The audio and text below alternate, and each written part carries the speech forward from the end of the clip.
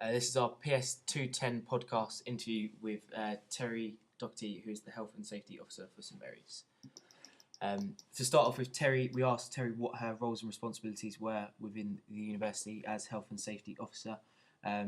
Terry stated that she was the only person that works on health and safety within the university. However, she does have coordinators in each school which help implement health and safety issues. She, on the staff or the student services handbook, she has a section where it defines her roles and responsibilities that can be easily accessed for students and staff.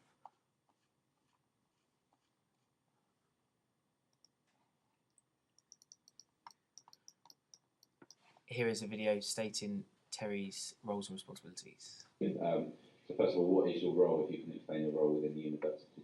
Right, I'm the Health and Safety Officer of the university and my responsibilities is that I'm the competent person here that's responsible for ensuring all the health and safety legislation is in place and everybody's safe on the site. Okay.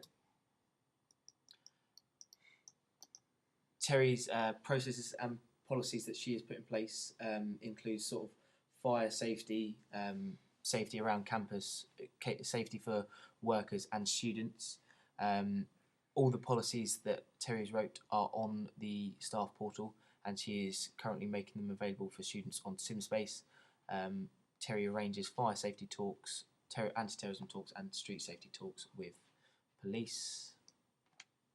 For the procedure for an incident is obviously the security officers pick them up.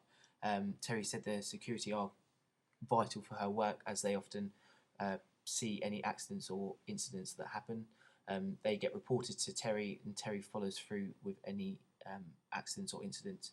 If it's a major incident, the emergency response team is called together.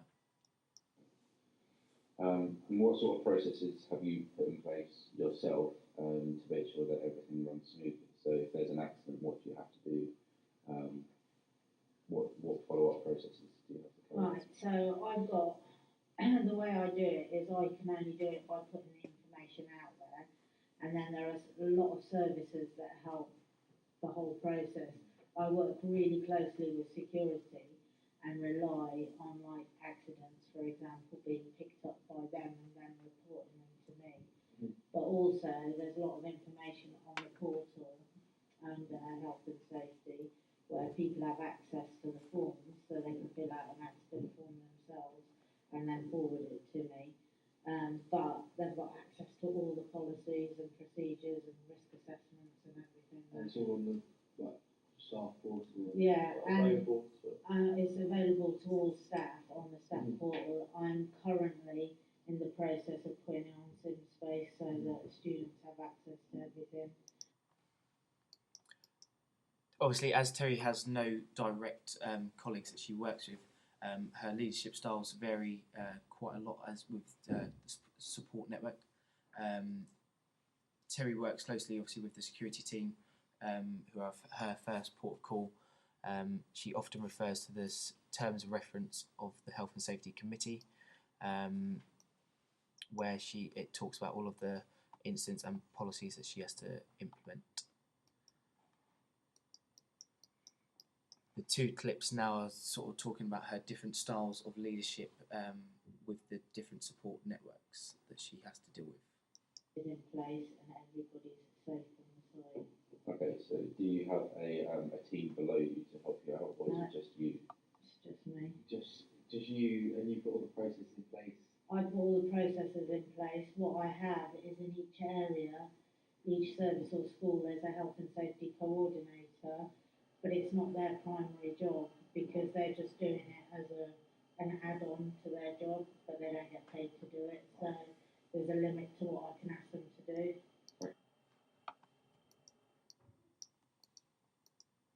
Okay, so within the campus there's a lot of first aiders. Mainly the people to respond first are qualified first aiders, so all of her security staff are first aid trained, and there's a lot of other people within head of schools and different departments that are first aid trained, totaling to 80 first aiders.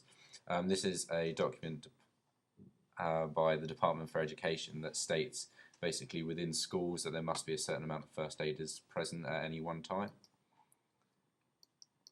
Just going to go through a quick clip about Terry speaking about her first aiders and the security. The system is such that if somebody, for example, had an accident or there was an incident, security would always be the first port of call normally, because students know that standard for anything they go to security, so they do inform security, and security will follow it all through and do what needs to be done immediately, whether it's first aid, because they're all qualified first aiders, and across the campus I've got something like 80 qualified first aiders, so there's always someone at hand during working hours, 9 to 5. Okay, so a quick case study that happened within St Mary's was basically about the kitchen fire in April last year. Someone left a brat pan on and the pilot light didn't go off, so the minimum oil in the bottom of the pan caught a light, and this is Terry speaking about that incident. We understand that there was a fire in the kitchen when it was sort of refurbished. I'm not sure how long the sort of prints were done. Sort of how was that dealt with, and what processes followed after the incident? So there was a fire last April in the kitchen, and do you want to know the nature of the fire? Yeah. Okay, it was a brat pan that caught light because the brat pan, a brat pan's a big pan with a bit of oil in the bottom, used normally for frying, but it's like, you know, it's called a brat pan because it's catering style. Someone left the brat pan on, they thought they'd switched it off, it was on its pilot light, and in the time they were gone, that bit of oil in the bottom of it caught light, so the whole thing went up. So there was 2 failures in safe systems of work in that when the person left, they should have checked the pilot light was off, but then they should have covered the pan, because if they'd covered it, there would have been no oxygen going to it, so it wouldn't have caught fire. Two main. Okay, and Terry later on in the clip basically goes on to explain about the policies and processes that she had to carry out afterwards. So one of the main things was she had to contact the insurers to receive the money to refurbish the kitchen. Also, it was found out that the risk assessments were all in place and that there was nothing untoward, it was just human complacency and error. She goes on then to speak about risk assessments, and basically every department has a standard form. But it differentiates obviously department to department. So kitchen, they have knives to deal with, whereas the housing team have dangerous chemicals. After Terry then checks the form and makes sure it's all completed correctly. So this is basically a document that outlines health and safety off campus, so if you were to go out on a trip, you'd have to complete a risk assessment form to go along with this. Also, there's a quick clip that we're going to show you about Terry going through risk assessments.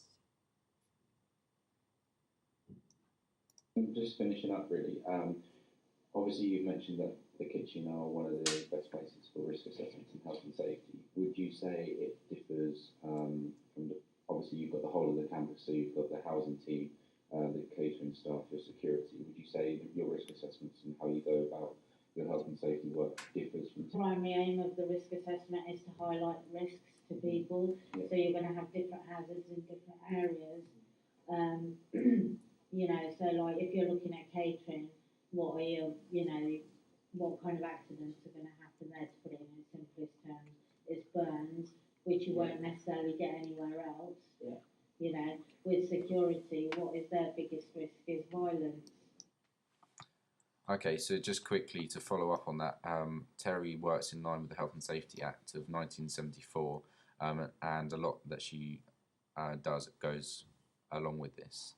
If I just click on that to show you, obviously it's a long document, and there's a lot to talk about, but obviously Terry knows that, and she goes through that on a day-to-day basis. Just to finish up, while interviewing Terry, there was obviously some outtake moments. First of all was myself basically telling Terry no.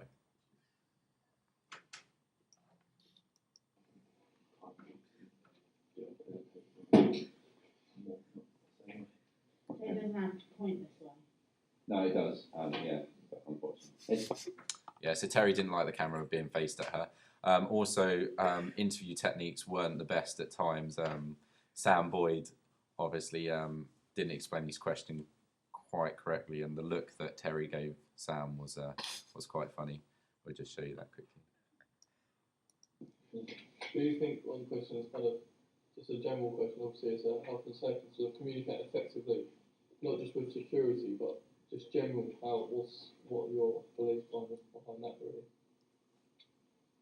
In terms of, obviously, I know you talk a lot about security, but are there other staff you have to talk to? I talk to a lot of. Okay, that's the end of our presentation. Thank you very much.